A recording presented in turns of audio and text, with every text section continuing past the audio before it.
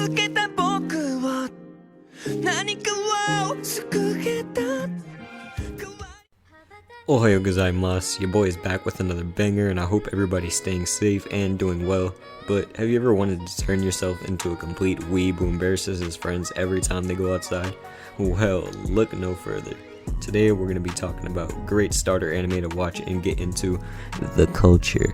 But before we get into that, let me know in the comments below the first anime that you've seen and any that you're watching to this point in time. And before we start this list, I want to say that I've seen a lot, and I mean a lot of anime, but these are a few that I feel like everybody would like and that are pretty sweet to get into, so enjoy.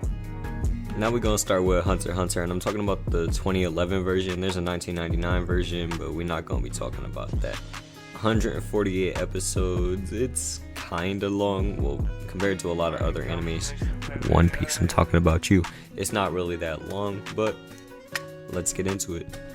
So let's start off with our main character, Gon. Basically, he's going to look for his father who became a hunter when he was really young, and you may be asking what hunters are.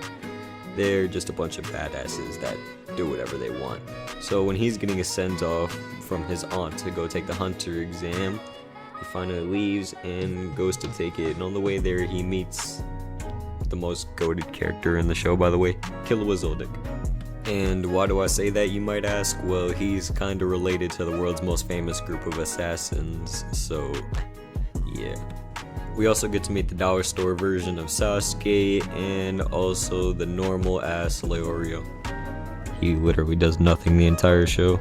Oh, and I almost forgot Hisoka. He's kind of a pedophile dressed up as a clown. But when y'all get into the series and see the man's Gon fight Hisoka, in my opinion, best fight in the whole show, hands down. The man's Gon does all this to get 1 or 2 hits in, but the man's Hisoka just straight. But this anime is up there with my favorite shonen, so I would actually recommend checking it out. Yeah, I'm not gonna lie, near the end it kind of gets a little bit boring, but it is really good, so check it out. Side note, the anime might continue next year. So now on to My Hero Academia, and it's only 88 episodes so far, but only the 4th season is out. But in their world, 80% of people are born with quirks being powers, and 20% aren't. So our main protagonist, Izuku, is, he's like the biggest fanboy of superheroes there could possibly be. He knows everything about all of them, his favorite superhero being All Might. But he ends up going to the doctor finding out that he can't have a quirk, basically. He's in the 20%. Wait, stop the memes. Don't you dare even do it. Let me explain.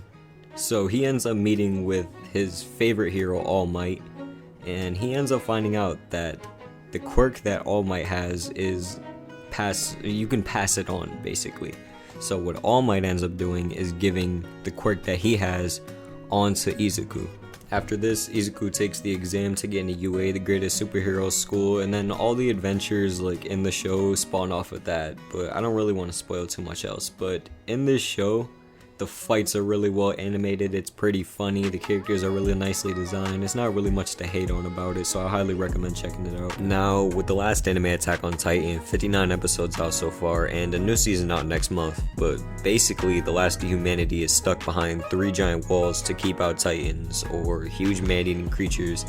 But one day in the outer wall, Eren, the main character, is simply going about his day when his town is attacked by 2 never-seen-before titans. The entire town that they live in is destroyed and Eren loses his mother in the process, but years later on he goes to join the Scouts, and the Scouts are basically a military group that goes to eliminate the titans.